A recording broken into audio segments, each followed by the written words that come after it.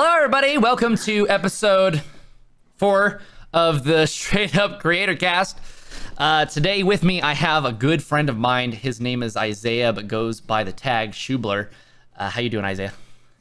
I'm doing great. How are you doing, man? I'm doing fucking fantastic. Thank you for asking. Awesome. So today we're going to talk to you a little bit about your career in art. Okay. So you are mostly known on Twitter. Where you have only a few thousand followers. Yeah. And then you also do Twitch on the side, and then you're thinking about YouTube soon. Yeah. Twitch is a very new thing that it's still very much in the works. You're helping me a lot actually with that. I hope to. That's part of why I wanted you here. Is I hope we can discuss some strategies that artists can use when they're first starting out on different platforms to get some traction. Absolutely, yeah. Now, it's an odd niche right now, art with YouTube and with just content creation in general. It's becoming a really big thing now. It wasn't so big back in the day.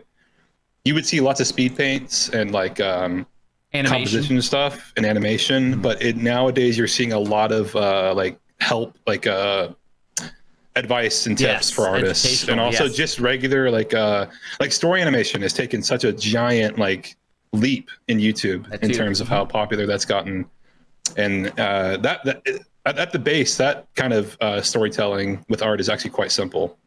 That's why a lot of people are doing it now, is because it's pretty simple. All you got to do is if you have. You're talking about what we see in with Jaden Animations and Jaden Animations, the Odd Ones Out, 1,000 others.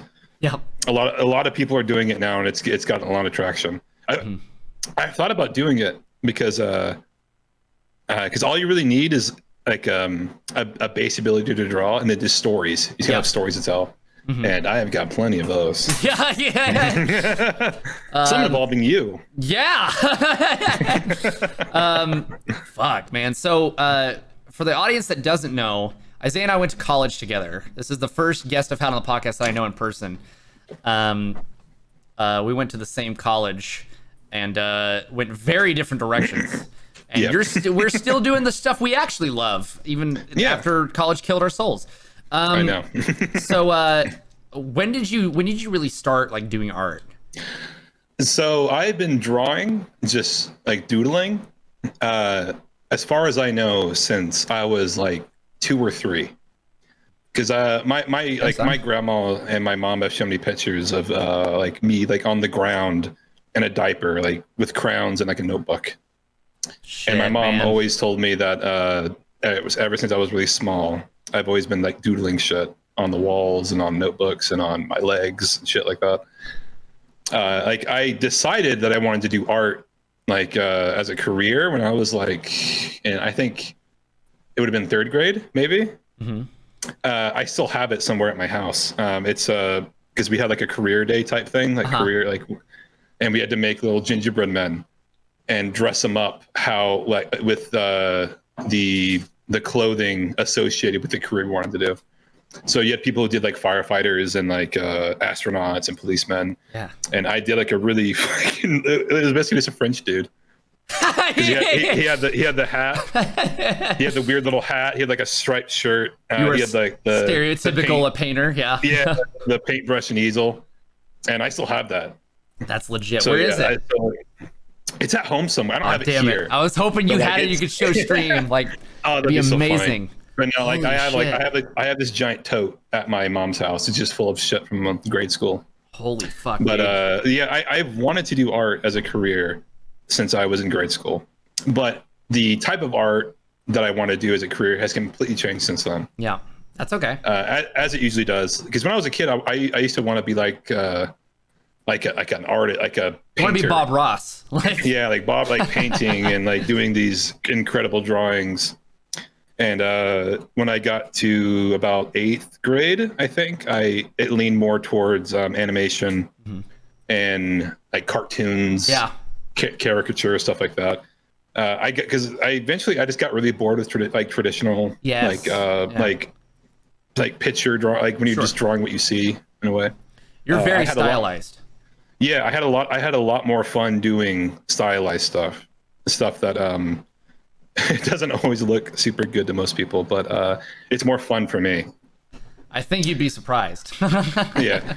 Well, because I'm pretty sure you know this, but my first semester, we can cut that out if we have to. I don't know if I was supposed to say the college we went to, but my first semester at I was an art student. I was a fine art student for one semester, and I hated it. Yeah. I despised it, every fucking second of it. It was so miserable.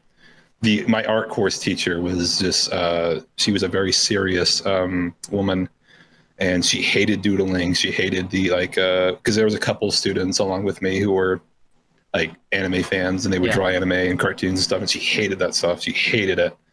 She despised it, and that like completely ripped like my soul apart. Like getting into art school, and then being told like, hey, the stuff you like sucks ass. Yeah.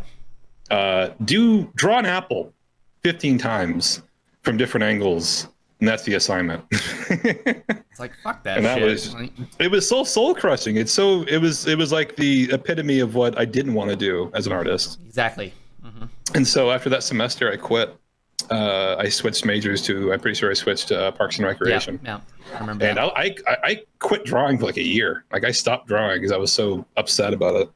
And I had in my head, I decided like I don't think I should do art anymore because I'm obviously not cut out for it because of how that semester if this is went. what it's going to be like. Yeah, then I don't think I can do it, and so I was trying to find a different career to do, and then eventually I met you playing ping pong in the common room at the dorms, and on a whim, if I remember correctly, you had invited me to this code jam.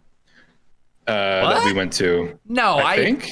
No, we were friends way before that because we started playing D&D before that. Was the Code Jam before that? The Code Jam was at the end of the year. I initially, first things we probably did hanging out was D&D actually. I had you come over and hang out with D&D, and then we started watching Ruby and we started hanging out. And stuff. Well, fuck, we lived together by the time we were at the Code Jam. We lived together my first year at school. We lived together. No, we didn't. No, we didn't. Yeah, we did. You lived with Dylan. I lived with Dylan for a semester, and then I moved in with you for the spring. You're right. I was living with you in the apartment my first summer out of college. Yeah. Or in college. Yeah, I remember. Yeah, I remember now. It's nuts. But yeah, we went to this code jam together, and fucking won first place, numero uno, and I did a bunch of art for it, and it was really fun. And it was at that point that I switched my major to computer science. Yeah, because you're like, oh, well, this could be cool. Yeah, I was like, this is way cooler than fucking Parks and Rec. It turns out, turns out computer science is not that fun. Oh, man. Coding, I'll retract that statement. Coding isn't fun. Computer design and IT is okay, but coding is the most like tedious. I'm kind of the opposite. I kind of like the coding part. I like the creation part. I find the nitty gritty of computer science and servers and data structures and things like that. That's where I fucking got fell off. One of our professors is in chat, by the way. Who? Hayden. Hayden's? Oh, nice. Yeah. What's up, Hayden? he's Big Bear. That's so sick. He just had a kid. Congrats, Hayden. Jesus Christ. Yeah. Massive legend. So, what makes you think you need to go to school? Kind of a direct question, but me specifically? Yeah, you specifically. Oh, fallback. That's literally it. Yeah. You're worried about job security. I'm worried about job security in the future, and because I've also I think I'm just a couple, like maybe a year, if that, away from graduating. Yeah. And I've come so far, even though the last little bit of it was very gritty and I didn't enjoy it very much. I really want to finish just so I can say I did it. Yeah. I can say I finished school. I went and got my degree, and then that's it. And then I can be done with it. And then I could, I'll have some more options for jobs if I really wanted to. So, but no, go ahead. I was gonna say, if I were in your position, because I know you've got your complaints about computer science. That was your major last time you were enrolled, yeah? Yeah, it's still computer science, yeah. I would, if I was you, and I'm not, my favorite way to preface that, I think you could just fill out your credits and go for the multidisciplinary degree or whatever it's called.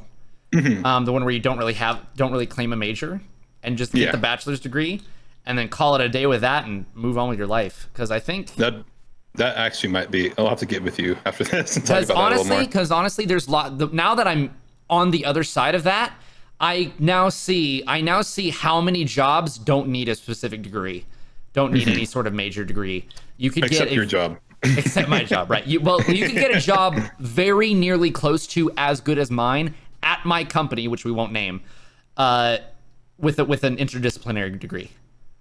With as long as you have the degree, you get a job very nearly close to the quality that mine is. And so you don't have to. I wouldn't waste any more time than you already have.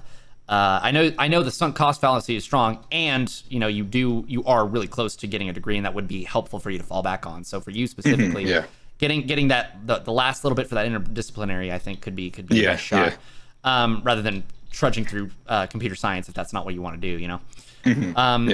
And more so, I think we can start focusing now that you've got a consistent work schedule, and you've got a consistent lifestyle, and you're living within your means, and you're actually starting to kill it. I think we can get you being a full-time artist. That is like the dream. I think we could do it. But obviously you could do it. It's such a it goes art, and it branches into so many different things and what you can do in terms of freelance or in-house, out-of-house work.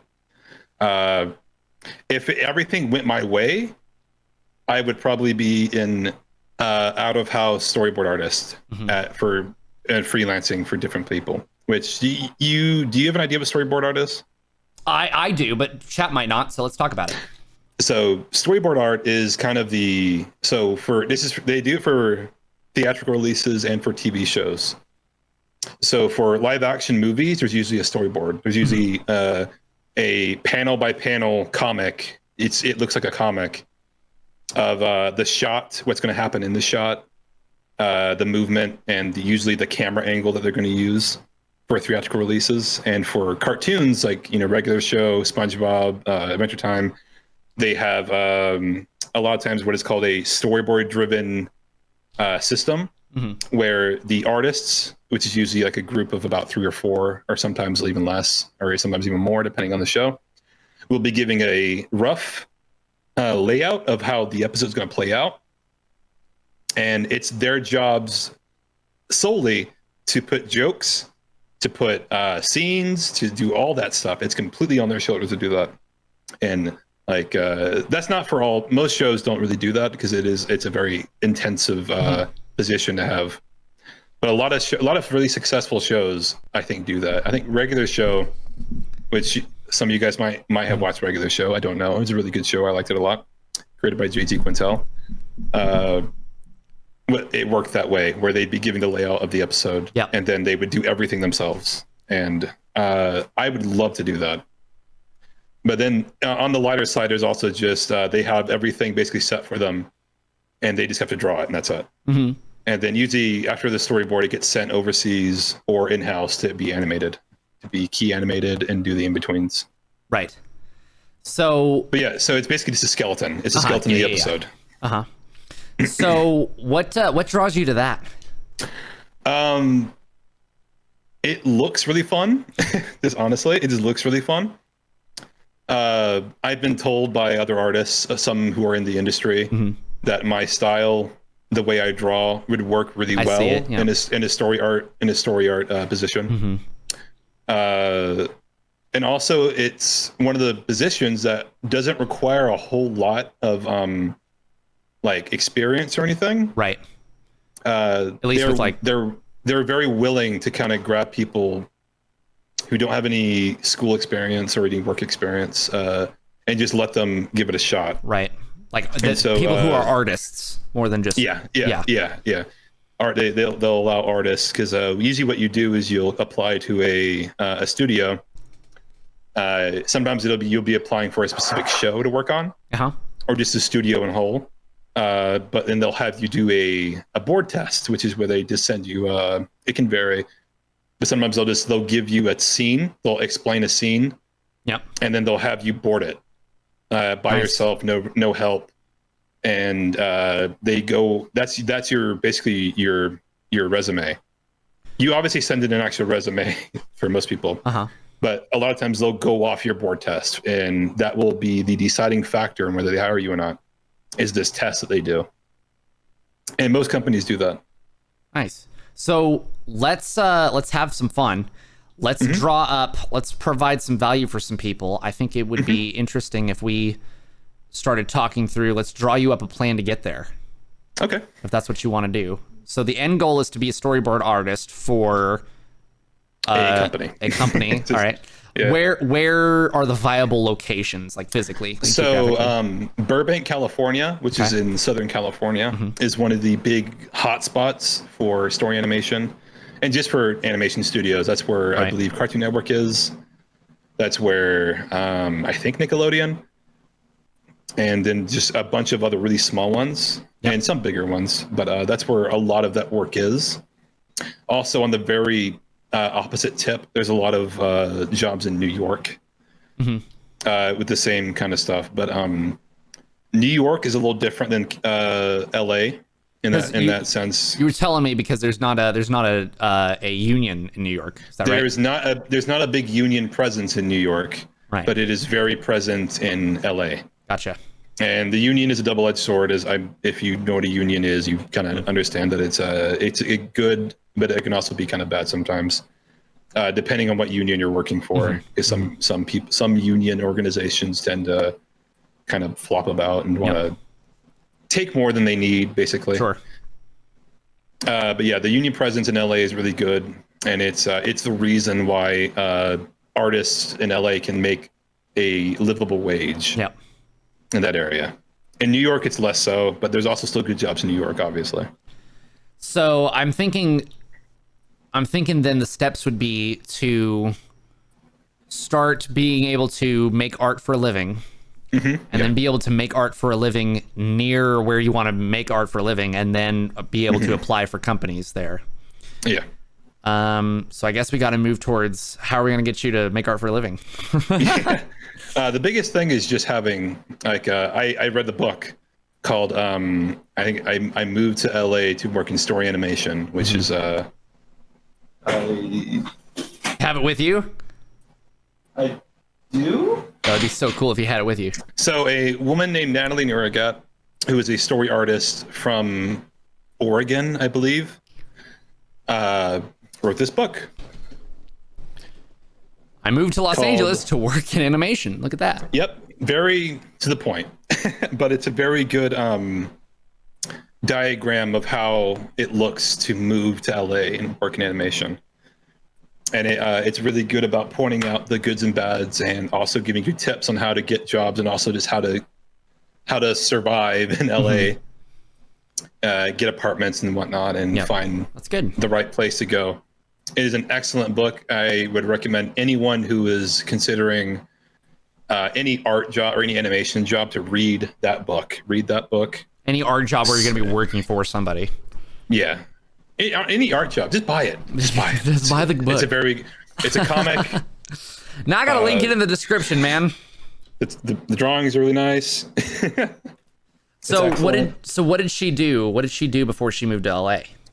She, from what I understood, she did a lot of she did comics. Okay.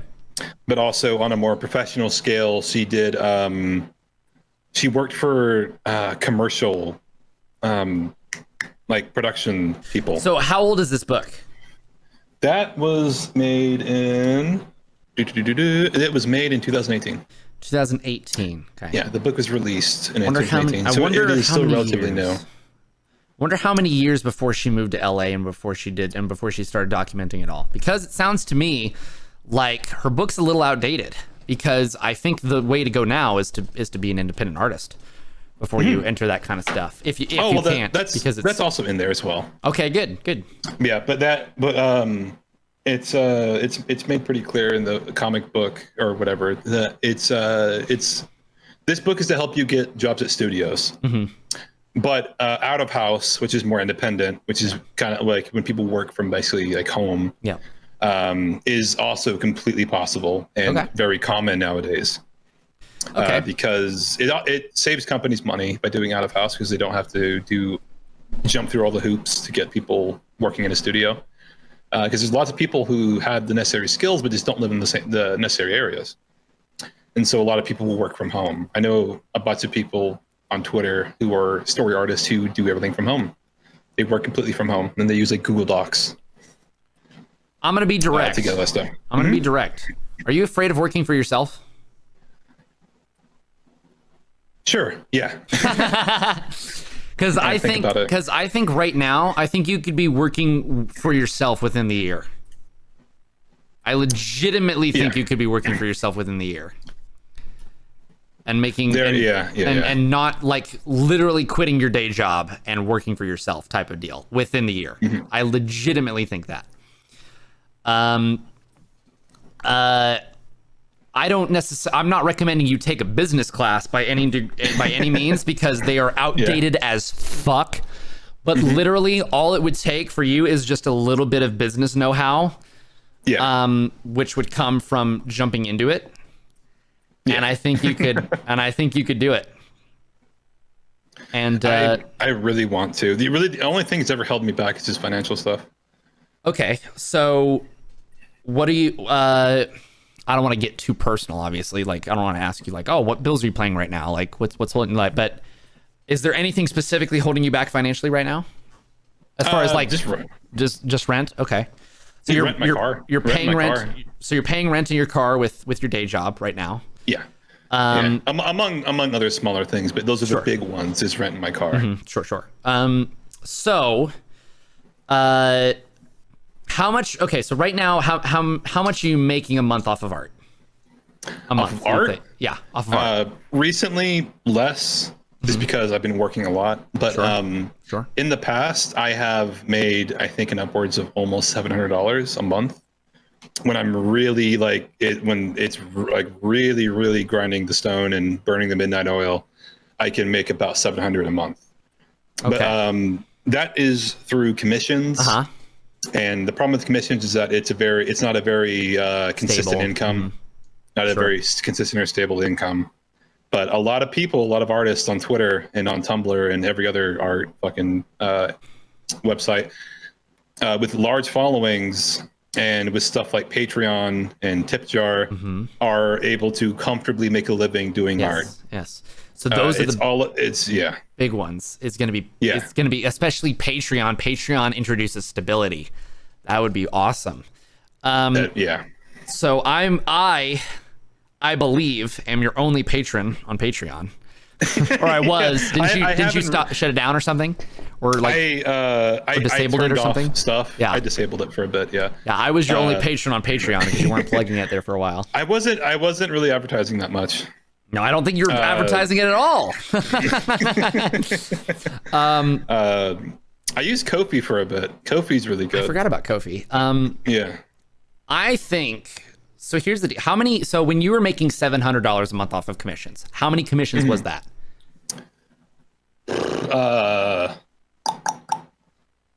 Like maybe 12. 12. Okay. 12 to 15. And because the commissions range in price, depending on what they want. But yeah, it's about 12 or 15 commissions in a month. Did you feel like you could do? So how many hours a week were you working on commissions? Would you say? A week? Sure. Yeah. Every single day. Maybe 20 hours a week. Maybe 20 hours a week. Okay. Yeah. Then alongside your full-time job. Yeah, I've almost always had a full-time job as well. So what I'm thinking is your time is worth more than you're charging. Absolutely. And so I think whenever you're getting 12 to 15 commissions a month, I think you could raise your price to the point where you're getting maybe 10 to 12 instead of 12 to 15. But but to the point where you're making even more than you were making with 12 to 15. Yeah, absolutely. And then when it becomes, when it gets to the point where you are making a name for yourself and you can charge even more than that, then you charge even more for that.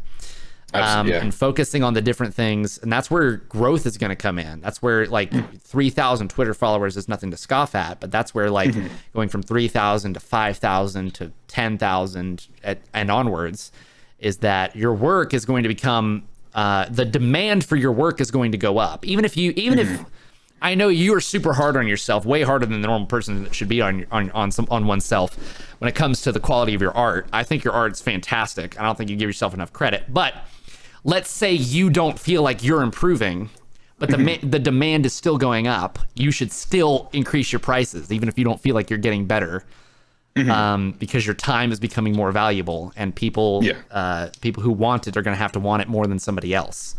And then that's when you're going to start actually seeing like an increase in income. Because once you get to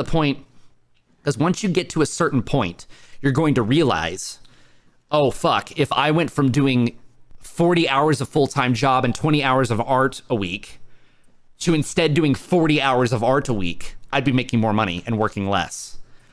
One day you're going to cross that threshold. And that's the day.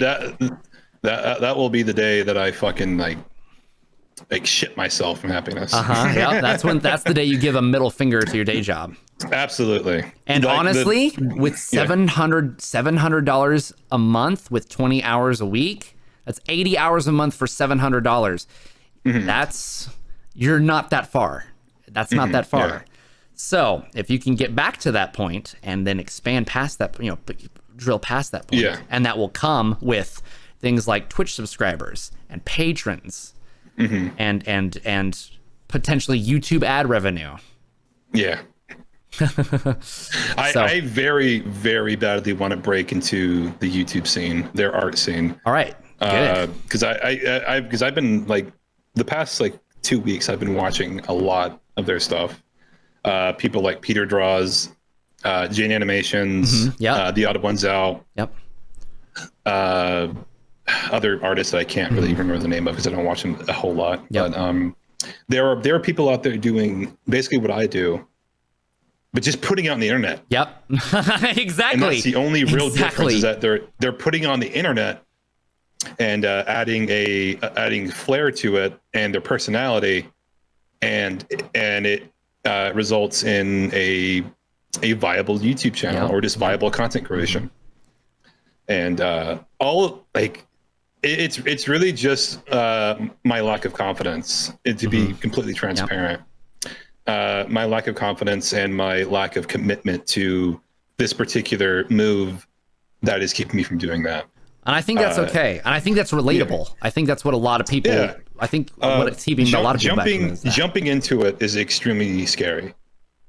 And jumping and putting all like the weight on your shoulders and saying, I'm going to do this stuff and put it on the internet, and I'm going to keep doing it and keep getting better. And that's going to provide an income. That is scary. It's terrifying, but that's the best kind of terrifying. Yeah. And even getting like starting to succeed can be really scary for a lot of people. I know. I also have another book. My man reads, man. I gotta get on the reading scene. Well, they're comics. I know. Same thing. Practically. So, The Fire Never Goes Out by Noelle Stevenson. It's good. If you've seen She-Ra, the new cartoon She-Ra, for any of the viewers, she wrote for it. But she was just an artist who was doodling and started putting it on Tumblr. And her putting it on Tumblr got her attention from agents and production companies. They said, we like your stuff. We want to put it in this. We want you to illustrate for a book. We want you to write for this, voice act for that. And eventually she was just getting like opportunity, job after job. And in the middle of the book, she writes about how terrifying it was at one point. What things were going so well, and the fear of it all falling down and losing it all. Is a visceral like idea. Because it's because once it's like a man. Go ahead. God damn it. it's like having your dream right there and you're living it, but being scared to fall through the clouds and right back down to earth and being right back where you started. I think it's a manifestation of imposter syndrome to a certain extent. Yeah. That's a big thing that exists in the art community. Yeah. Is a lot of up and comer and even veteran artists and content creators have awful imposter syndrome because they get to a point where things are going well and they're not sure if they're doing it correctly or if they're doing what they should be doing or if they should be doing more. Like that imposter syndrome, like overworking, burning out are such common things that happen to almost every artist because they don't know when to stop. Yep. For sure. Because that kind of career field and that kind of concent creation is really, really difficult to maintain over time because eventually you're going to burn out. It's just I don't want to say it's going to happen, but it's an almost ever existent. It's hard to fight. Yeah. It's an ever lasting battle. Like it is the battle you will fight the whole time. Yeah, it's almost inevitable that if you're a content creator, you're going to burn out. You're going to get to a point where you're going to tire yourself out in terms of creativity. Yep. And in just output, you're going to burn out. I've burnt out fucking like 17 times this year. From pushing, and it's hard, especially for people who are doing art and also having like a day job. It's very difficult. Yes, for sure, man. Do I know? Part of what can work really well is having multiple outlets of creativity. It's why I have 4 fucking YouTube channels now. Yeah, your way of doing it is probably the best way I've seen it done ever. Shit. In terms of just. For a creator, because lots of creators rely on a niche. They rely on their one thing. Yeah. And there's nothing wrong with doing one thing at all. Like if you're good at something, do it. Absolutely. But having multiple niches and multiple content avenues or outlets. Content avenues to be able to push out and to monetize if you can. Monetize all of them if you can. It's a very healthy thing because if you do the same thing over and over again. Pardon me. Bless you. If you do the same thing over and over again, eventually it's going to get tiring, and you're gonna have periods where you're gonna run out of ideas and stuff like that. Absolutely right. And so having all that stuff to fall back on is excellent, and I think people should follow that from now on. I appreciate it. I think you need to put a diagram to this and really get it out there because I think it could help a lot of creators in the long run. What's great is you don't have to do it as extreme as I do. I do it to the point where I need 4 different YouTube channels because I feel like the content doesn't line up with each other to the point where they can share a YouTube channel. What's great about what I think you can do is I think you can absolutely upload them all to the same channel, grow it all together, and keep it all concise, and yet still have multiple avenues of creativity that you can go through. Let's talk a little bit about it. I want to get you a YouTube plan down by the end of this. Okay. All right. So here's my plan when I look at what you do. I think right now your Twitch streams. Yeah. Your since you're just starting out, you're just experimenting. Your go-to is to do you'll take requests from chat and do doodles or whatever. Yeah. So here's my idea. Let's say you start taking commissions again, or you start doing commissions. You start doing a lot more commissions. Let's say you do. Let's say you take a commission, right? Yeah. You're getting you're already getting paid for the commission. Then you do the commission on stream, and you let's say you're commissioned a character, right? Let's say like I pay you to do a full line, color, everything drawing for a D&D character for a commission. Yeah. What you could do on stream is you create this character, and then what you could do is you could say, okay, guys, here's how to do sketches. And you explain to chat, and you go through with chat. You say, okay, guys, this is how I do my sketches. And you just do your sketch, and you explain your process. And then afterwards, you say, here's how I do my line arts. And you do your line arts. And here's how I do my colors. And this is how I do my colors. And then you get specific. You start to draw you do the line art of the hands. You say, okay, guys, this is how I do hands. And you do a small thing about hands. And then at the end of it, you have a commission that you're paid for. And then you have a Twitch stream, which people were subbing during.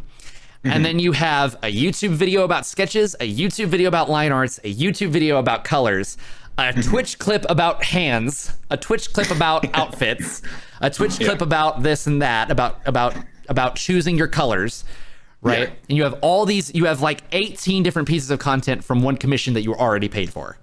And all it requires is like 20 minutes of editing here and an hour of editing here to add on to it. Yeah. I think that's where you're going to start fucking absolutely killing it. Because I think education, like you said earlier, I think education is the new #1 niche in just about any creative field. Yeah.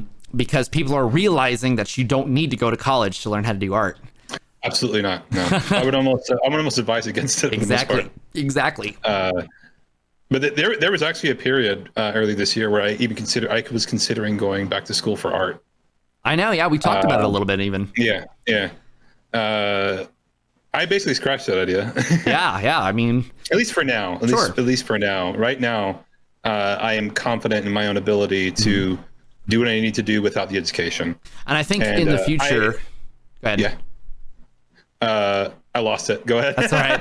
I think in the future you can have the luxury, if you will, of choosing who you want to learn from. Oh, rather than just picking, some art teacher at some university. They have a lot of those programs already. They have artists, like animators, like veteran animators, veteran cartoonists and stuff who offer what they call mentorships. Yep. Like you pay $1,200 for like a 3-month mentorship with a veteran, a person who has been in the industry for a long time and has kind of all the ins and outs of it. You pay them and they help you kind of have an idea. And that by itself is networking as well. Yeah. Because once you meet, let's say I did a mentorship with JG Quintel, just to throw it out there. He created a regular show. Yeah. Let's say I do one with him. I pay $2,000 for a 2-month program with him. Now I know JG Quintel. And I know maybe his friends, people who work for him or do the hiring process for him. Now I have I have a window into that area right there. So let's think bigger. Let's think fucking bigger. Why not you create a YouTube channel, or you create a Twitch stream, or you create whatever forms of content you create, and you have part of the focus of that content be education, and you're teaching people how to draw and do art. Then when we set up your Patreon again, one of your high tiers is an hour session with you, and you sit down with somebody. That'd be really cool. Yeah, there you go. And people are paying you $100 an hour, $200 an hour to sit down with you and learn some art. Then you'd be cooking. Then you'd be fucking cooking.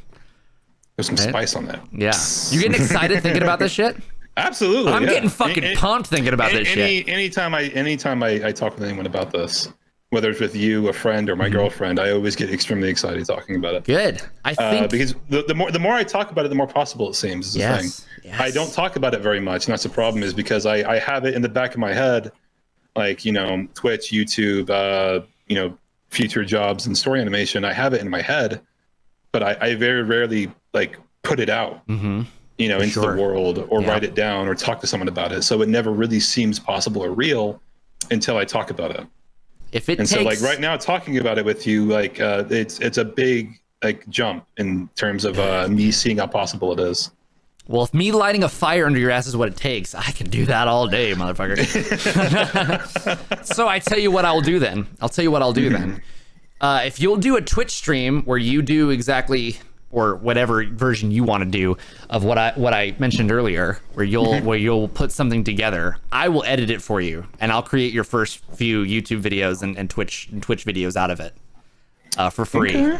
I'll just do it for you, just so you can, and I'll make content out of doing it for you, so that then you can watch my video on how I did it, and then you can do it for yourself, right?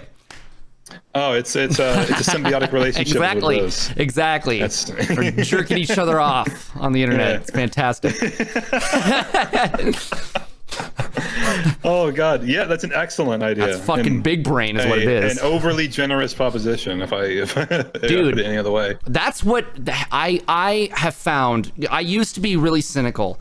I used to believe that that the people at the top in this industry, because in many industries, the people at the top are the ones who screwed the most people over. Truly. Yeah. I could get into politics and how I think Jeff Bezos is a piece of shit, but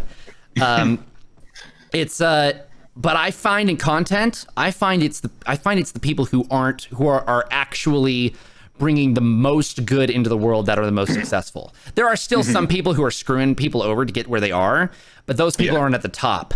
Those people aren't at the top. You know, you actually look at people like Ninja or Harris Heller or people on YouTube. I don't even know with YouTube. Roberto Blake, like the people at the tippity top are usually fucking amazing people who are absolutely doing their best to give the most value to the most people possible. Yeah. And I, you know, Gary Vee, for example, I believe that wholeheartedly. So I think, doing things, being a good person, being a generous person, and doing stuff like that for free, just for a friend or for somebody I know, or doing stuff, spending quality time with people, giving people a lot of great things. I think that has some sort of, not that I don't believe, quote unquote, in karma, but I think that has some sort of effect on your traction and your momentum in the creative space. Yeah. I really think it does. I also do not believe in karma, but I believe in logical karma, which is if you do something good, you deserve to have something good happen to you. Not that it's gonna happen, but yeah, let's say you help me, you edit these videos, and my channel blows up. You help me, and my channel blew up. Now I can and then maybe next time you edit a video, I can actually pay you like, a pile of money to help me out. and a redacted amount of money to actually help me out and help me with the channel. I don't hate that idea. And, that's logical karma, where nothing is ever going to happen by itself for the most part. There's always going to be work. There's always going to be like, you'd have to get an object to move. You have to hit it. You know, you can't just sit there and hope the rock moves. You have to actually pick it up and move it. Yeah. And truly, if I could be what helps you succeed, I would be so happy, because not just because it would bring me pleasure to help somebody succeed, but because I've seen you the very first time you showed me one of your pieces of art. Like the very first, I can remember it so fucking clearly. We had just watched Ruby for the first time. Ruby for the first time, and I'd seen you doodle, and and I was like, oh yeah, he's pretty good. You were like, yeah, I fucked around and I drew Yang. You showed me in your notebook you had drawn Yang, and I was like, oh my God, this guy has talent. And you said, yeah, I don't really like it. I think I might throw it away. And I was like, what? So like, are you out of your mind? Like, and so I can't wait for that to be on the podcast. Everyone fucking throw their headphones off. But I was like, this kid could be a full-time artist. And then you're like, yeah, I just don't know. I don't know. I'm going to school for Parks and Rec. And I was like, no, like no. So I've wanted to see you be successful for so fucking long, that if I could just be what pushes you over the edge to be successful, that I could die happy. Like the fucking Spartan kicked me into the pit. Exactly. Yes. If I could fucking do that, fuck it, I'd be so fucking happy. Even if I saw no benefit from it, even if I saw no personal benefit, I'd be so fucking happy. Yeah. Oh shit. I mean, seeing you do what you do has been one of the biggest inspirations ever for me. So fucking cool to hear. That's so fucking cool to hear. Truly. Like seeing you go from what we were doing in college, which is we were making really dingy videos in our tiny really dorm scuffed, room. Really scuffed, very like held together with duct tape and rubber bands. Absolutely. I'm gonna link. I'm gonna link our old YouTube channel in the description of this. Here, I'll go fucking link it to the people in chat right now. Hold on, let me pull it up. Isaiah and I used to run a YouTube channel together, guys. We would record videos in my fucking apartment. We wanted to do it as early as when we were in the dorms together, which was like 5 years ago, which means that a long time ago. 5 years we've been working to get to where we are now, if you want to look at it that way. Yeah. The podcast channel, which has like 3 fucking videos right now, has more subscribers than this channel that we worked for months on. Jesus. Yeah, I'm telling you guys, we fucking worked at it. We recorded all different kinds of videos, and they never fucking went anywhere. And what's worse is they went backwards. We started, our first couple videos got like 60 or 70 views, and our last few got like 10 or 20. That was what was really demotivating. But we got back up. We changed what we were doing, but we got back up. And we got back at it. Absolutely, yeah. And now we're here. Yeah. Doing fucking just like it's like it used to be a pipe dream. Now it's a possibility. Yeah. Now it looks real. Now it used to be something we thought of. Now it's something we can see on the horizon. Yeah. Now one day when we're at fucking a panel at some convention, we can talk about our dingy duct tape video. Fuck yeah. And then and then as well we can talk about our dingy duct taped podcast where we talked about our dingy duct tape YouTube channel. Yeah. And just you have to start somewhere, and like I said, the rock's never going to move by itself. You got to pick it up. Fucking push it, throw it, and move it. Yeah. Push it, throw it, kick it, fucking nudge it. Yeah. Fucking whatever you got to do, because it's going to be a bigger rock for everybody. Yeah. It's going to be a different sized rock for everybody. Sometimes you can fucking chuck that thing. Sometimes you got to fucking just roll it. Just roll it and just fucking. But God damn it, if the people of Bikini Bottom can take Bikini Bottom and push it somewhere else, you can get your content career going. Which is the best metaphor for our content at this point. Holy shit. Why don't we take our content and move it somewhere else? Somewhere else. Exactly right. And that's how we got to Twitch instead of YouTube. Yep, that's exactly what happened. I was like, man, fuck that YouTube game. I'm going to Twitch. Twitch seems much easier. And then I got to Twitch, and they were like, yeah, in order to be successful on Twitch, you have to do valuable YouTube content. And I was like, fuck. I've heard the opposite for a lot of. I've heard it's harder to get to go from YouTube to Twitch than it is from Twitch to YouTube. It's so the deal is that Twitch has zero discoverability.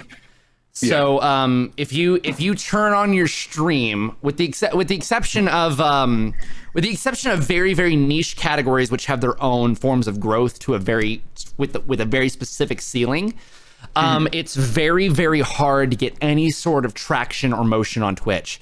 Because people are coming in so slowly that often many of them they're often leaving quicker than they can come in. Unless your content is literally the best on the platform, and likely because it is competitive, it isn't, right? I feel like the content I make, this 24-hour stream, I've been having literally some of the most fun of my life, and yet there's still content that's blowing it out of the water as far as pure Twitch content compared to me. But turns out if you build value on other platforms where there is discoverability. There's things like, Twitter has an algorithm, YouTube has an algorithm, Instagram has an algorithm to get your shit in front of people's eyeballs.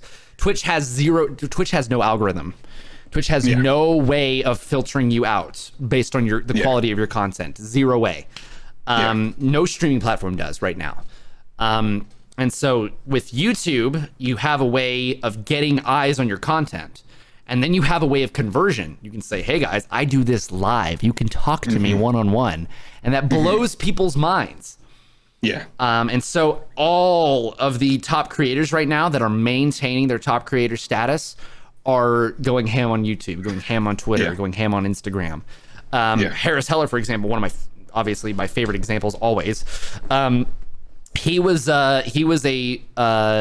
doing 5 to 10 viewers for like a year and a half, 2 years. And he starts making YouTube videos, and they're shit. They were garbage, and he got like no views on them.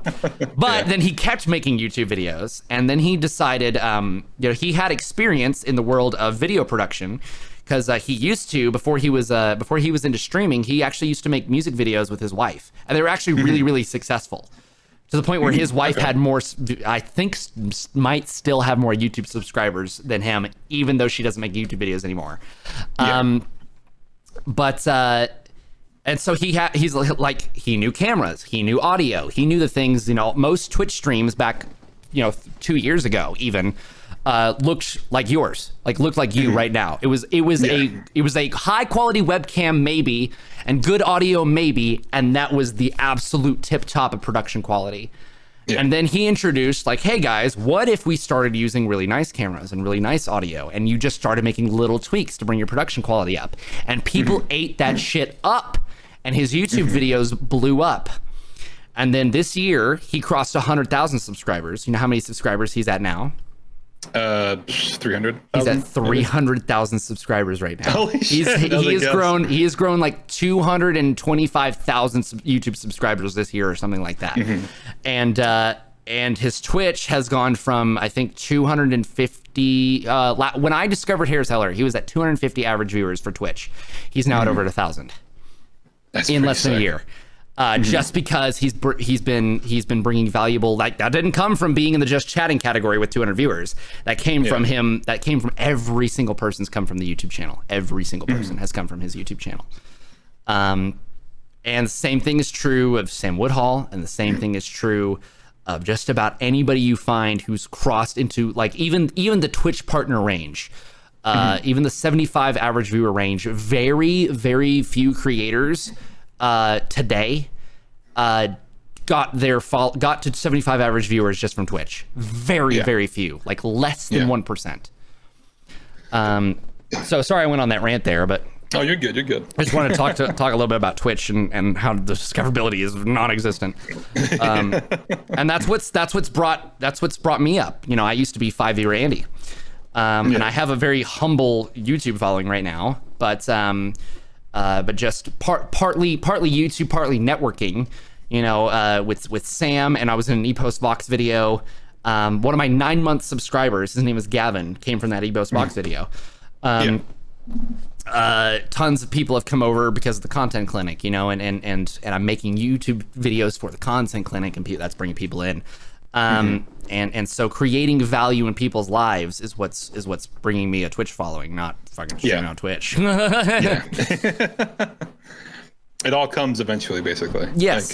With when you make the adjustments you have to make, or need to make, not really have to make. Right. And I like to think of it like this. The saying is, if you build it, they will come. Right.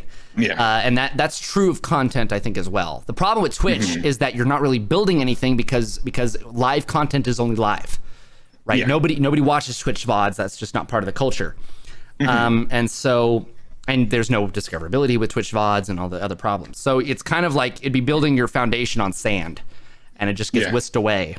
Whereas if you build a foundation somewhere else on YouTube and somewhere else and build the foundation there, build Twitch on top of that, then suddenly you're working with something. Suddenly you're working with something. So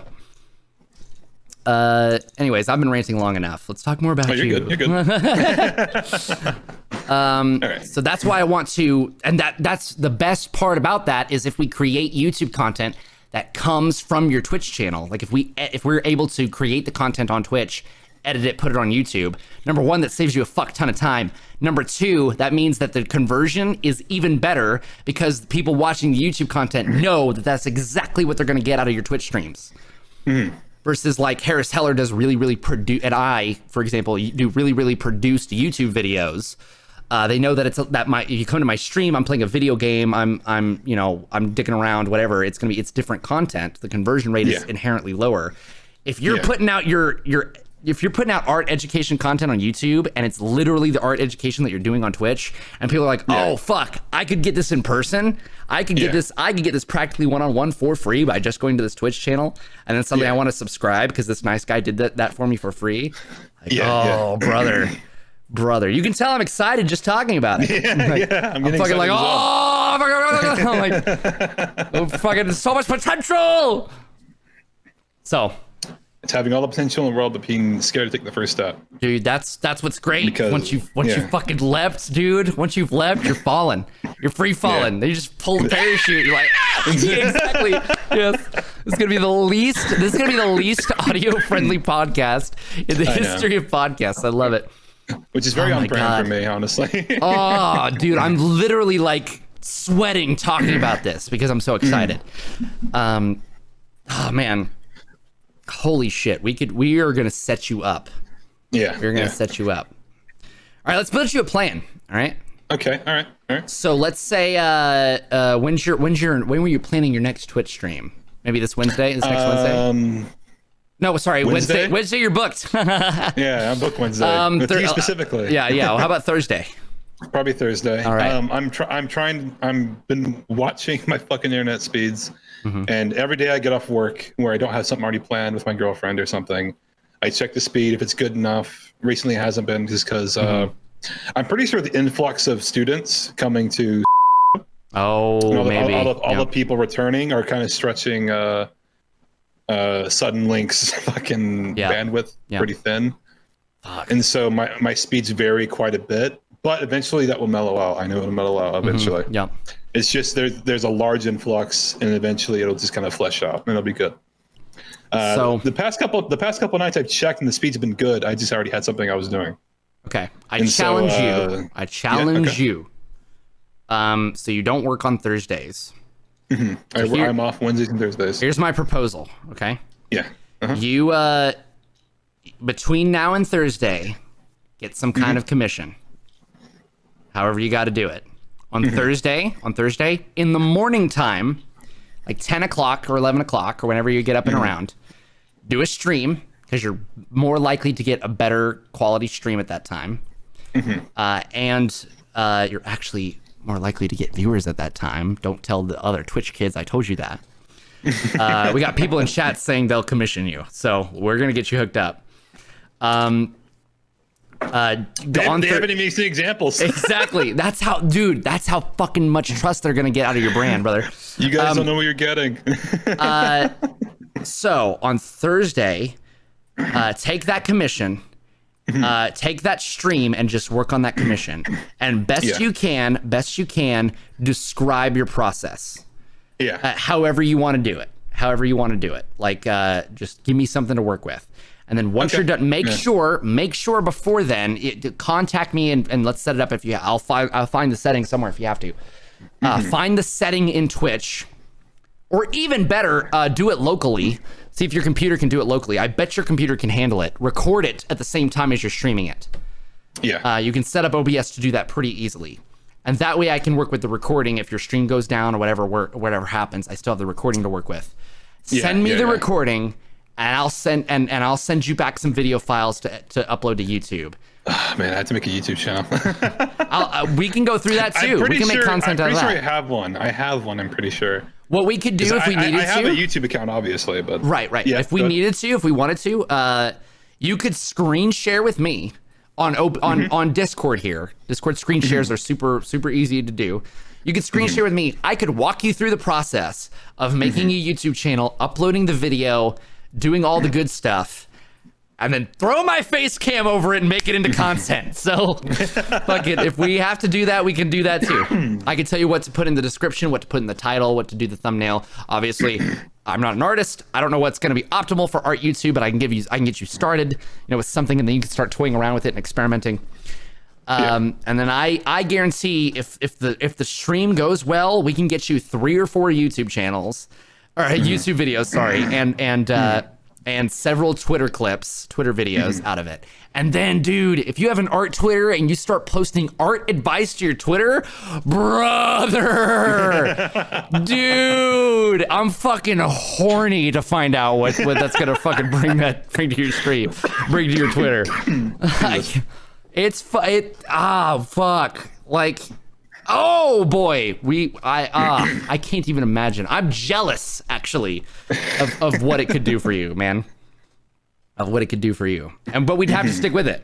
But what's cool is with the YouTube videos, we can upload them all in one sitting and schedule them out for like 4 weeks at a time. For like, if you're gonna do weekly videos, we'll schedule 4 videos. You got a month's worth of videos from one stream. Yeah. Then if you're doing, even if you're only doing one stream a week, then we've got fucking, we could just start pumping out content. Yeah, absolutely. Yeah. And for what, a Thursday night's work, and a couple hours on Friday, or a couple hours over the weekend of editing, and you're pumping out months worth of work every single time. Yeah. Like, oh brother, oh boy. It's very exciting. I probably don't look it, but I'm excited. It's tantalizing. I have a painfully stone face. It's okay. It's okay, dude. I'm sweating thinking about it. I'm sweating. And then we grow your Twitter following. We make you you have an Instagram. We start posting your art to Instagram, and then speed videos to Instagram. Fucking speed videos to TikTok, dude. TikTok, motherfuckers be sleeping on TikTok. They are. I made TikTok and I thought it was really funny. Oh boy, brother. Oh boy. With that Twitter clip I made of us doing the T-Pain shit. Twitch clip? Yeah. Got 800 views on TikTok. Jesus. It got like 150 on Twitter. It got 800 on TikTok. That's fucking crazy. It's nuts. It is It's got such a bad fucking rep right now. It's got a bad rep right now, but guess what? Yeah. Guess what? There's still like a fucking literally like 1 billion users on it, and they don't fucking care. It's so easily like handled. Digestible. Yes. Yeah. It's just easy to just fucking scroll through and just eat. Eat. That's why there's 7 billion on the planet. Some hashtags on TikTok have 400 billion views. Like there's gonna be hashtags probably within the year. There's gonna be some hashtags on TikTok that have 1 trillion views. Yeah. Like actually 1 trillion. It's gonna be nuts. So and high, and what's great is the quality's so low. It's people goofing around in their house. You post high quality art shit there. Oh my god. You're gonna fucking kill it. I'm so excited. I just wish only thing I wish is that social media platforms would unify their standards when it comes to like different like video formats and like different stuff. Because on TikTok, Twitter is not very good about that. On TikTok, you need a 9:16 video. You need a vertical video for optimally. On Instagram, you need a on Instagram, you need like I think it's a 1:1. On Twitter, you can do a 16:9, but 1:1 works better. Like it's just and Twitter, it's got to be 2 minutes and 20 seconds. Instagram, it's got to be less than a minute. TikTok, it's got to be less than a minute. It's like god damn it. Yeah. So we get you high quality art content on all these platforms. Brother, you're killing it already. You have 3,000 Twitter followers already. You will fucking, excuse me, goodness gracious, you're gonna be blown out of the water. Yeah. And you're already making, when you put your mind to it and you put your work into it, you're already making a decent, like more than most people make from independent work. With your art.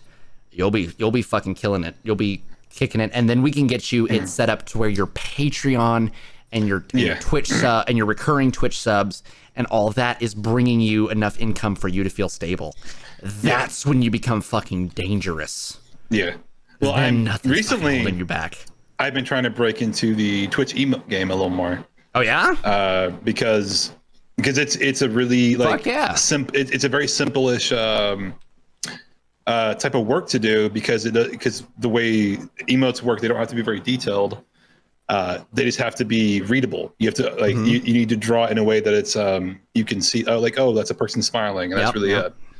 Because I did a couple of years, but like I've done some for other streamers as well. My favorite. Post them in chat. Oh shit! Oh, I didn't know I could do that. I still have them, by the way. Like they're still on there, even though I made.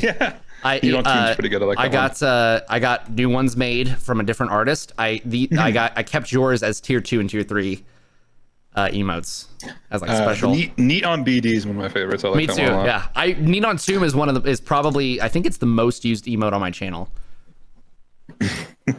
That's sick. So, Damn it! I had like a segue, but I lost the segue.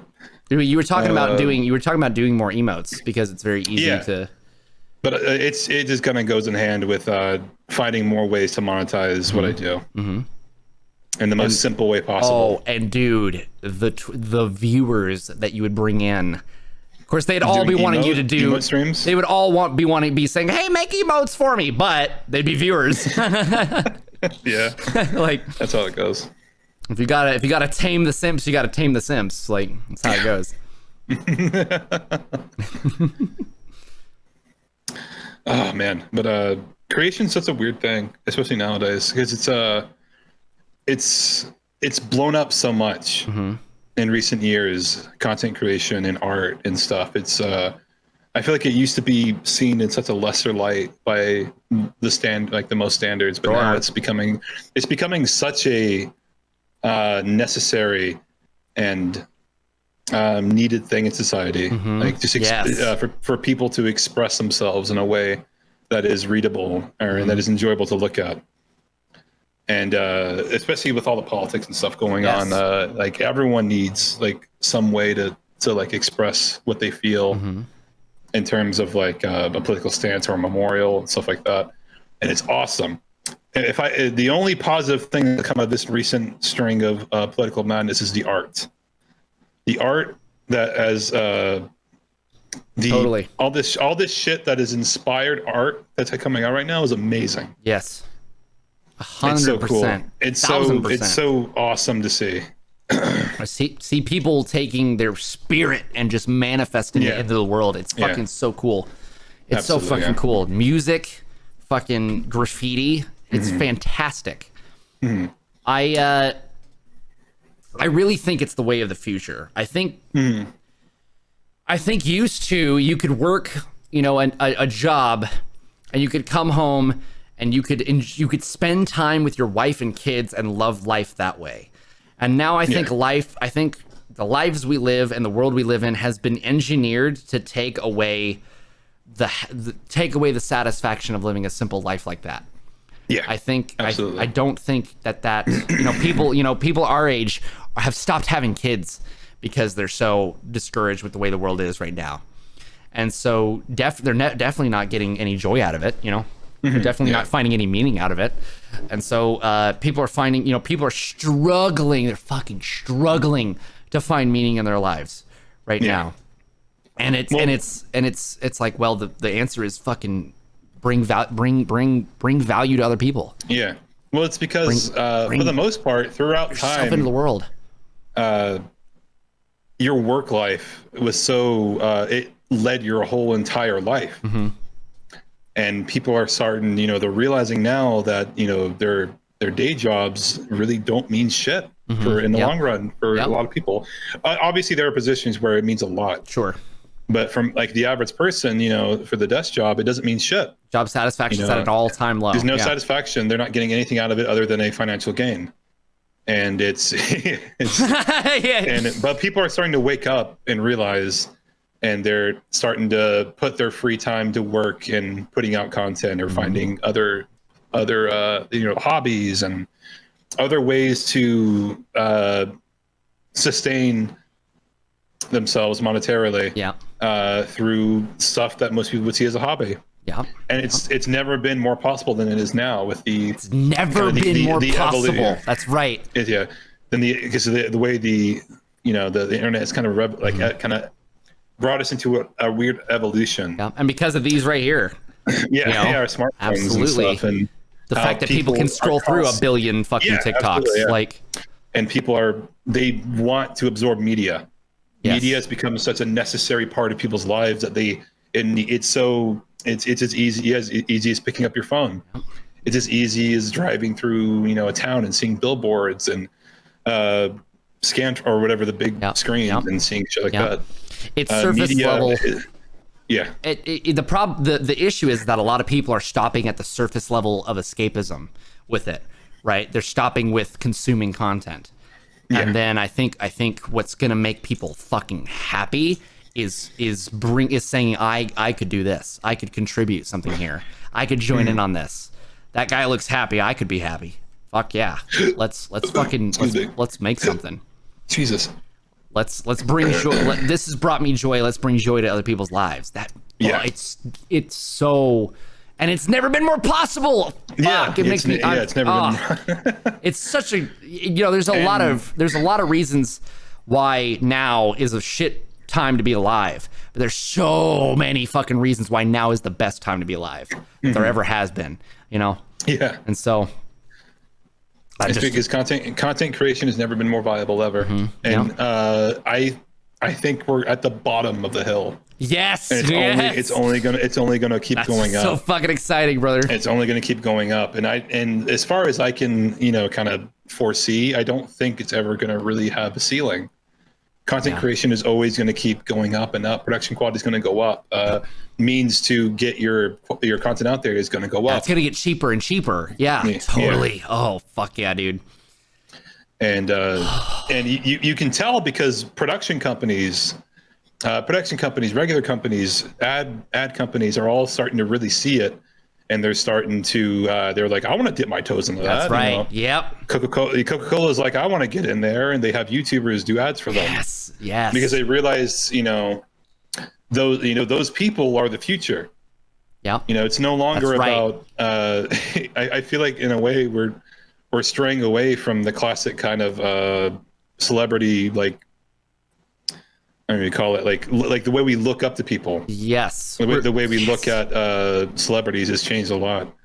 A lot of YouTubers are, I wouldn't say at the same, they have A, C, B, and A-list celebrities, but they're climbing up. But for the most part, a lot of YouTubers are just regular ass people who have a camera. Yes. And are just putting their stuff out there. Yes. And that's why people see it and they're like, this is a normal guy doing what I could be doing in my desk right now. Yep. It's not, it's not Will Smith doing these amazing acting roles where it's like, I can't do that, can't act. I can't do what these people do. But then you see these thousands of different people doing different content on YouTube and on Twitch. And it's like, that's doable. I can do that. 100%. That's attainable. And it's even better. It's fucking nuts. That's what's crazy is that Twitch, this is why Twitch exists, by the way, basically from a business standpoint, why capitalists have been able to make Twitch work, is that people will, if I were, let's say I had 10 times as many viewers as I did now, and you said everybody should go buy this book, plug the book again. What was the first one? How I moved to LA for storyboarding. I moved to Los Angeles to work animation by Natalie Nurigat. So you plugging that book, just being somebody relatable, even just being a guest on my podcast, maybe let's say it's my viewers and you're a guest on my podcast, you plug that book, the conversion rate of people buying that book is going to be like 10 times what the conversion rate out of buying an ad on YouTube is. Or buying an ad, or buying a billboard. The conversion rate is 10 because the trust between a real person on Twitch and a real person in Twitch chat, the trust between them that's why they call us influencers. Is that kind of influence is fucking exponentially stronger than advertisements, than regular advertisements. And so now people are like, oh fuck. Making real connections and bringing real value to people's lives is the trick to get them to buy the valuable stuff you're creating. What the fuck? That's nuts. Fucking crazy. And so there's so many, and like you said, they haven't even fucking figured it out yet. Twitch doesn't know how to do ads. Twitch doesn't has no fucking clue how ads work. They don't have an ads algorithm like YouTube does. They don't have it set up at all. They do pre-roll ads, and a third of people leave the platform when they get a pre-roll ad, and they keep doing it. It's like, oh my god, this is what we have now. What are they gonna have in the future when they figure it the fuck out? Absolutely, when they actually learn how to take this weird curve in content creation, and for them it's all money a lot for the most part, but for us we're getting some of that money. What happens when they figure it out? We're gonna be able to monetize what they're monetizing. Basically. And then it's going to be easier than ever to be a creator for a living. And I think that's going to make the world a better place. Yeah. I think that objectively makes the world a better place. I think like I have a really like interesting perspective on what might happen. I think day-to-day jobs are going to become obsolete in the future. For sure. I think you're absolutely right. I think desk jobs and, you know, labor jobs will become not obsolete, but they will become less needed in society. Yeah. And we'll get into this is like years and years and years in the future, probably when we're fucking dead and gone. But there will be a point where life is about just like enjoying yourself 100% of the time, finding hobbies, creating content, putting it wherever you want, and not worrying about, you know, where the next paycheck's going to come in.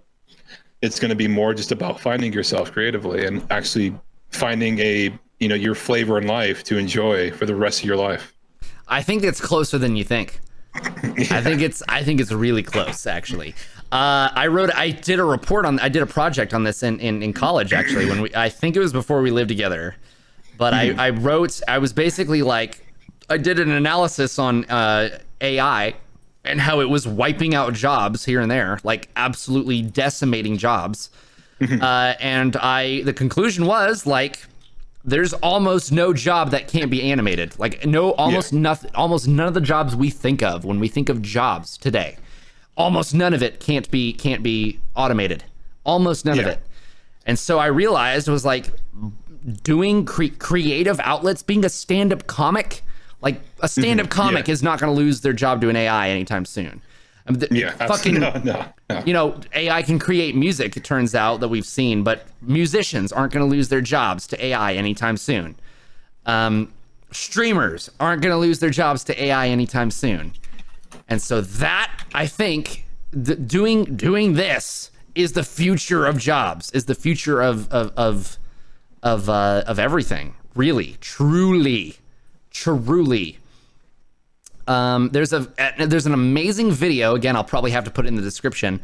There's an amazing video by a YouTube channel called CGP Grey called Humans Need Not Apply. And it is all about the near apocalyptic decimation of jobs by AI in the near future. And it was made like in 2013. And to see where we've come since then already, how fucking scary the world is. Like, woo! I mean, people have already made similar predictions in the past. I mean, John Adams said that, you know, I must study, liberty and arms, you know, all this stuff that isn't very nice, so that my children may study mathematics and philosophy. Yeah. I work hard now, so the future doesn't have to work as hard. Yep. You know, and that's what this kind of stuff is. Content creation is working just to let these, you know, society know that this is doable. This is completely viable, and you can make a living doing it. And eventually these other jobs that no one likes and that are soulless and, you know, kill people's creativity and their will to live are going to be obsolete. That's right. And people are going to be more likely to actually do what they want to do rather than what they have to do. That's right. I can't fucking wait. TBH. Yeah. I fear for the people who are not ready to adapt.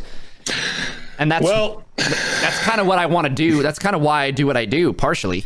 As far as like inspiring people to create, because I know, I look at Jade, for example. I look at my cousin Jade.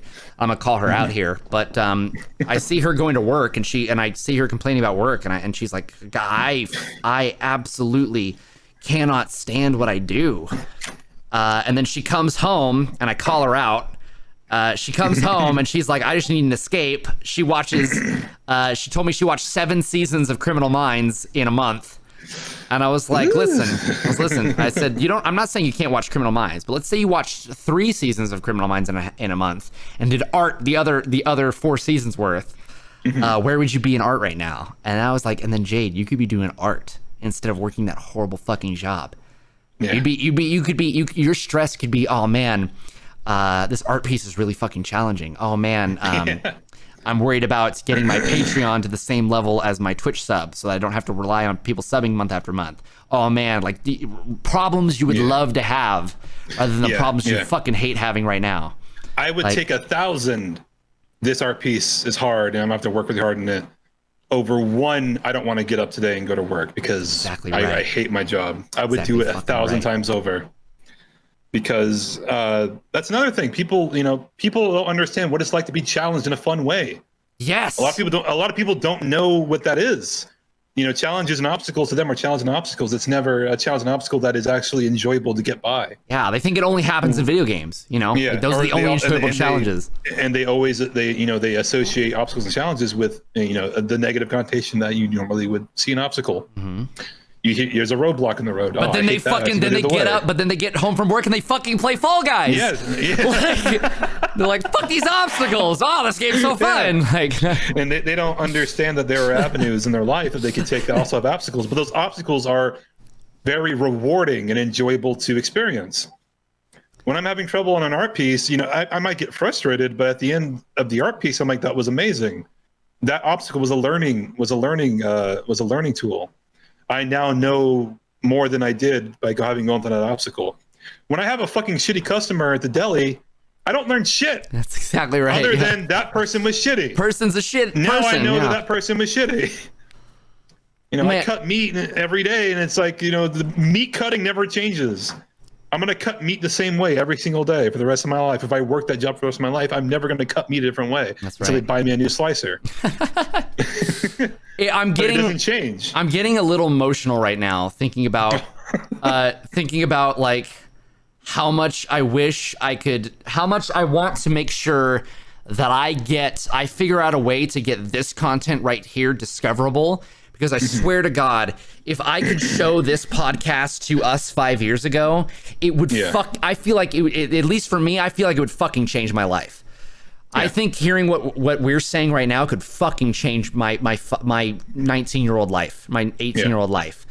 Yeah. And so I hope I know that there's 18 and 19-year-olds that tells me that there are 18 and 19-year-olds and fucking 30 and 35 and 40-year-olds that this conversation right here could change their fucking life. Yeah. That's what that tells me. I'm getting actually emotional over the fact that now I gotta that's what our commit. Content's gonna do.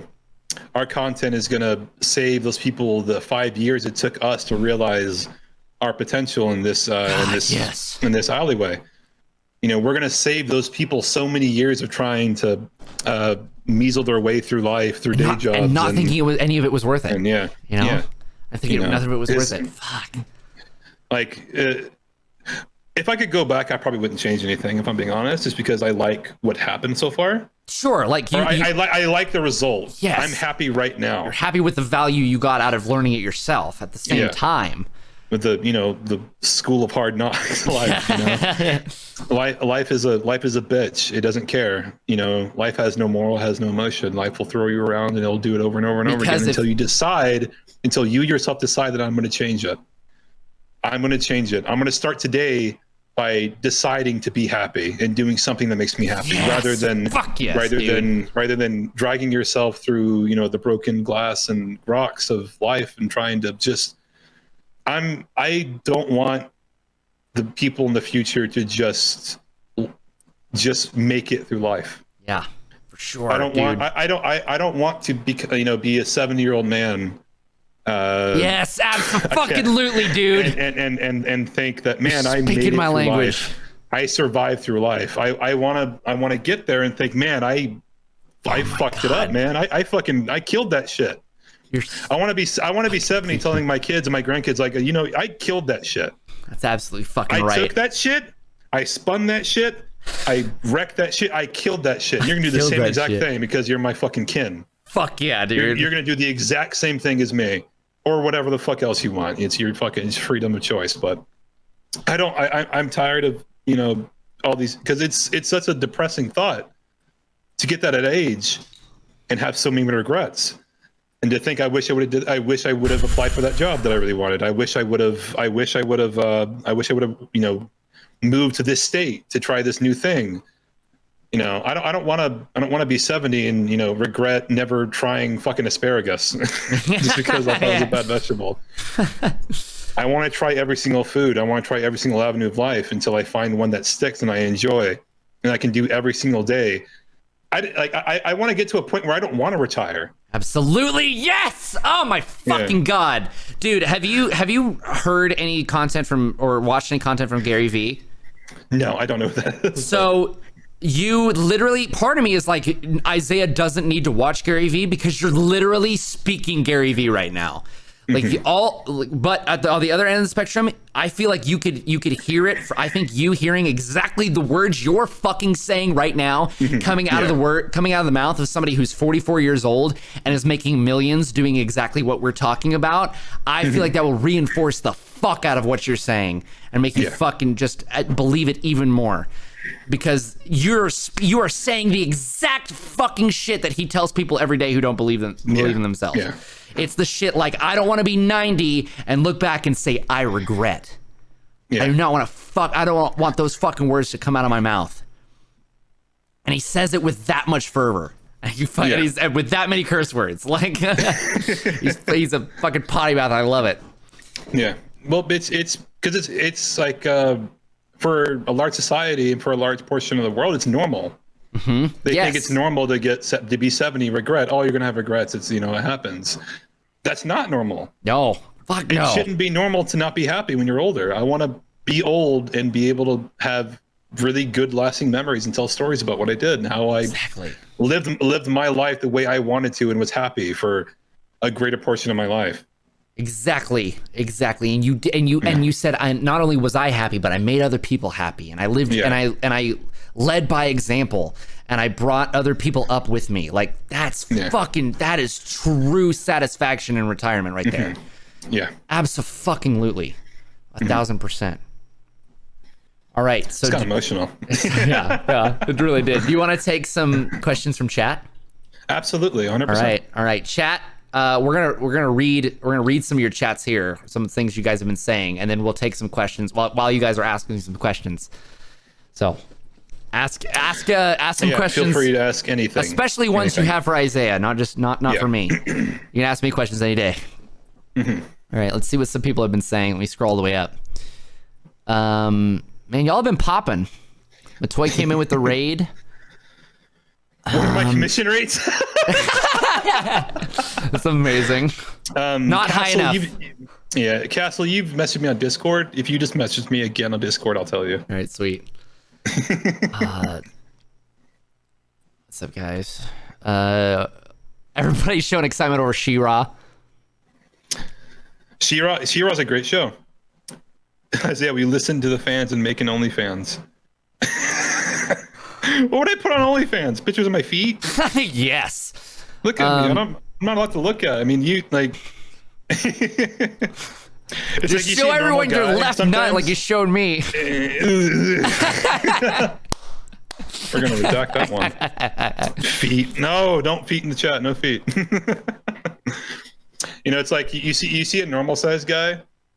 Like a normal looking guy, so he can take his shirt off and he can have abs, and you're like, whoa, I didn't expect that. You see me and you're like, I know exactly what I'm getting with this guy. I have all the expectations. This is a girthy fellow.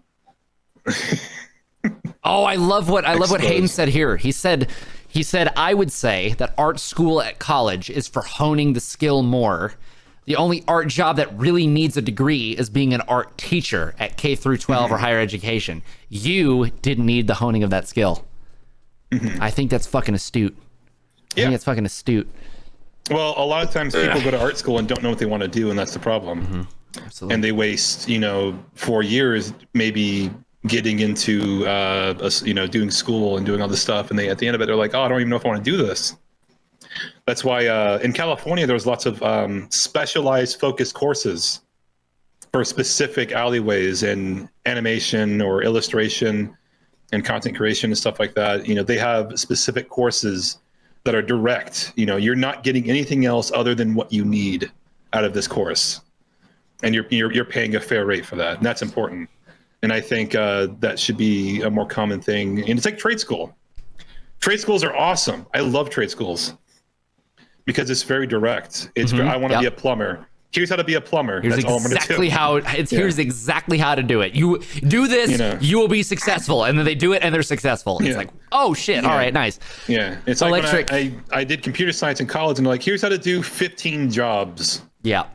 Hopefully you learn how to do one of them by the end of this, your 4 or 5 year, Or the study. job teaches you on the job and you have the foundation of skills to do it.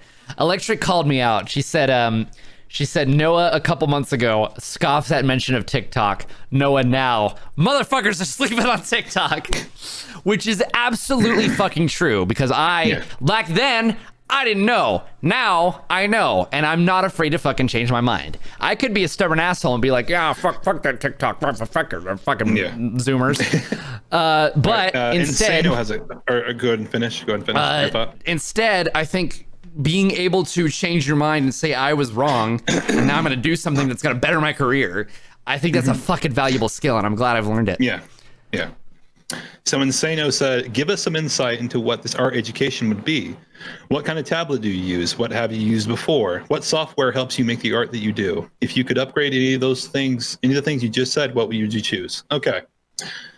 And so art education usually, it's a really weird alleyway, because out of everything that you could ever learn, like if you learn math is linear. Math is math. Incredibles. Incredibles too. Yeah. Math is math. Math will always be math until people discover new formulas. There are not very many different ways to learn math, but there are a million different ways to learn art. And it varies from person to person and from teacher to teacher how they teach it. Like my personal teacher, I'm not going to say her name, but we'll just call her Mrs. Q. And my Mrs. Q was my art teacher from 3rd grade to senior year in high school. I had the same art teacher my entire developmental life, and I didn't learn a whole lot from her. But just because the curriculum that she had, it didn't really cater to what I wanted to do. But she didn't let that stop me. She said, this isn't something that you want to do something else. 100% draw a comic instead of doing this live, Apple picture. Do that instead. If you think that's going to better you more, do that and show me what you did, and I'll give you an A. Because she understood that art is not linear. You can't teach art the same way to every single person. And though I did not learn much art-wise in my art studies, I was given freedom to go outside my course and learn myself these things. And that's how, like in high school, I had just barely discovered like internet stuff, because I grew up on a fucking farm. And so lots of internet content was not readily available to me until I was a little older. And so in high school, I would go on YouTube during art class, and I would watch speed paint videos. I would watch, there was a really well-known guy on YouTube who would basically just do manga, how to draw manga stuff, and I watched him a lot. But I did all this stuff instead of doing the curriculum that she had laid out, because she knew that I didn't need the curriculum to succeed in what I did. And one of the coolest things ever was, I think maybe 2 or 3 years out of high school, I go back home to visit my family and to see my little brother play at a baseball game.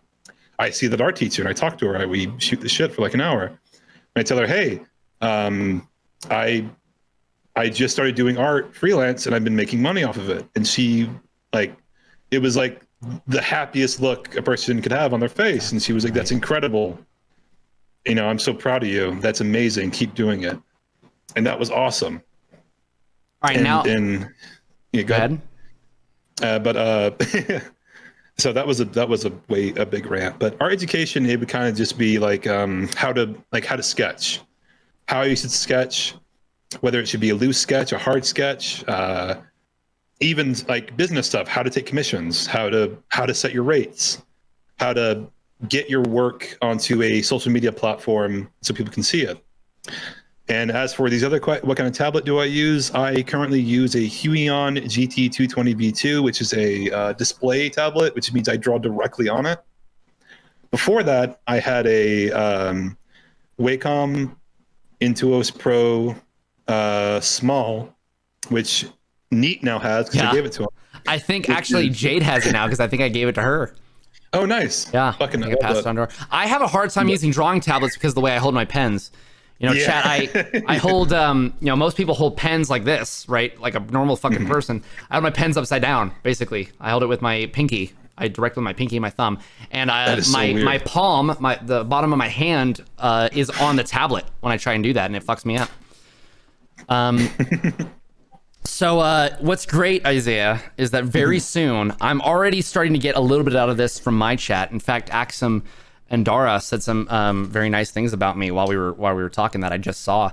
Okay. Very soon, Isaiah, in your near future, you could very easily find somebody that comes to you and is like, hey, I was in college and I fucking hated it and I thought I was gonna quit art, but then I discovered your content and I started doing the stuff that you're doing and I love it, and now I'm making money through commissions. Somebody's gonna come to you and say that. Yeah. And you're gonna lose your fucking mind. You're gonna have the look on your face that you just described was on your teacher's face. Yeah. That's gonna be amazing. That's good. That's like not even that long from now. That's so close in the future. That is in the foreseeable future, my man. Oh, that's so fucking close. All right, I think we're about rounding up. I'm on my second coffee, LOL. Probably gonna bust out a Monster at 4 a.m. God, Monsters. I drink Monsters occasionally when I'm really tired, but I hate Monster. Yeah, dude, okay, I have the funniest fucking story. I think I might actually even put this in the final podcast. I have the funniest fucking story about this asshole right here. Okay. We were, one of the first things we did together, you mentioned it earlier, was when we did that lock-in. We did that code jam. So Isaiah and I roped him in because we needed a fourth member. And he was part of our club. We needed a fourth member to do what's called a code jam, which is where you get together with a team and you guys are locked in to a room for 24 fecking hours, and you're tasked with making a video game, a full like functioning video game in that time. We were both freshmen. Isaiah had 0 programming experience. I had practically 0 programming experience when it came to you know, practical. And we had 2 seniors on our team who were actually pretty kick-ass. So Isaiah and I helped with the design, just not the programming. And then we both did art. I did level art. You did all the animations and on all the rest. I did music. Ours, I think, was the only game with any sort of original music track. And then we won first place. We won literally best overall. And we were totally blown away, especially, and I don't like to rub it in their faces, but there was a team of seniors from our school who did a VR game, and I'm talking, they were like 35-year-old, like they had been doing computer science, they'd been making games for a long time, they just started to get their degree type of seniors. Like they were experienced, and we beat out even them from our school. Like we made them look bad. Yeah, we kicked ass. And while we were there, my drink of choice was Mountain Dew. That was because I wanted caffeine, but I didn't want to drink an energy drink. So I was drinking all the Mountain Dew. I had a cup. None of it was cold because we had brought it all. So we had an ice chest and we were grabbing ice. So I'd gotten a cup and I filled it full of ice and I'd opened a Mountain Dew and poured it in. And you come over with your can of Monster, and you just you start, or was it Red Bull? It was Red Bull. You start pouring Red Bull in my drink, and I was fucking furious. I was irrationally angry. I was like, this motherfucker wasted good Mountain Dew. So I was like, so this is what I did. I had the drink, and I had the Red Bull, right? I had the Mountain Dew with the Red Bull in, and I had the Red Bull, and I was like, you son of a bitch, you ruined good Mountain Dew with your fucking Red Bull. And I just started pouring Red Bull into it. I just started pouring more Red Bull in because I was like, that was fucking delicious. It was so good.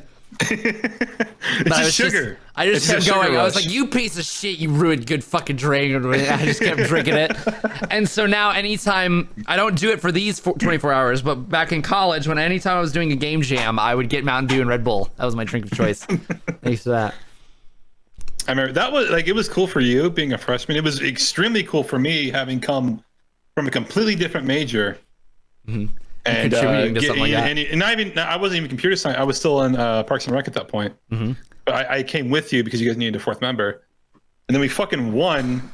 And our teacher, Mr. E, was like, yeah. Like, what are you not in computer science already? Dr. E. Yeah, Dr. E. My bad. All right, one of the coolest teachers I've ever met in my life. He's a cool guy. But and then I went to fucking computer science and didn't end up liking it that much in the end. But just the experience of CodeGem is really cool. Can I admit something? Yeah, go ahead. When I did that bit, there might have been a little bit of cherry Coke left in my bottle, and I might have poured it all over myself. You gotta do it. You gotta do it for the fucking Vine, man. Do it for the Vine, man. Do it for the Twitter clip. Oh shit. All right, man. I think it's about time we jump into some Valorant, don't you think? We'll see. Oh yeah, is it too late? It might be a little too late. We'll see. We can get one game. We'll see. We can get one game in, right? We'll see. But I'm gonna go ahead and plug my stuff really quick. Go for it, please. We can call it, and then I can go pee finally. Please. So you can find my Twitter. It'll be at SHOOBULAR at Shoobler. I fucked up on my little art thing that I did. I did Shoobler. At Shoobler, right? Yeah. Yeah, which that's, okay. That's my preferred one, but the Twitter at was taken, so I had to fucking I had to ring it around and duct tape it a little bit to make it work. But that's that Twitter. That's my art Twitter. That's my main social media platform that you'll find me on. All my other social media platforms are also on Twitter as it happens. So you basically, if you go to my Twitter, you'll find everything else. Have you made a link tree yet? A link tree? No, I haven't. I should though. Yes, there's fucking a link tree is awesome. I can't stand how cool link tree is. It's kind of ridiculous. Or there you go. That's the one.